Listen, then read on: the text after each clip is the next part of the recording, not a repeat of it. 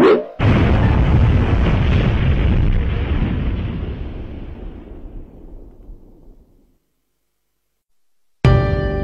رح تزبط معك،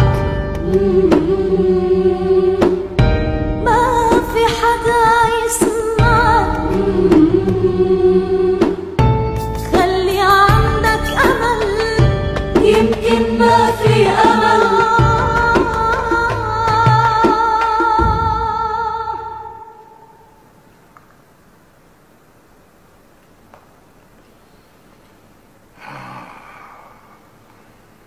وين شارد يا؟ وين يعني؟ بأفكاري. كأنه الواحد منا عنده شيء يشرد معه غير أفكاره. أنا قصدي شو هي الأفكار اللي كنت شارد معها. لك كنت عم بقول لحالي هالثورة هي بقيادة مين؟ أني ثورة منهم؟ الثورة اللي كنت شارد فيها. قصدك الثورة العربية الكبرى؟ هي ما عاد حدا جاب سيرتها ابنه. لكان ثورة يوليو؟ لا مش ثورة يوليو، لا. ليكون ثورة القسام؟ الله يرحم تراب اللي لمه، لا مو القسام.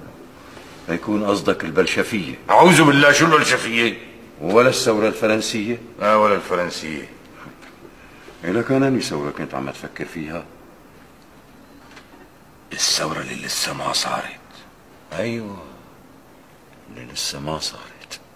إيه نعم. شو بقى؟ كنت عم أقول لحالي إنه الثورة اللي ما صارت إذا صارت بقيادة مين رح تكون؟ وشو طلع معك؟ ما طلع معي شي بالمرة. أحيانا بقول إنه بيجوز يكون هذا اللي يقود الثورة هيك موجود بيناتنا هون. وأوقات بفكر إنه ممكن يكون بقرنة ما بيعلم فيها حدا بالمرة. أيوة. وأحيانا بفكر إنه يمكن يكون لسه ولد صغير بالمدرسة. أي نعم.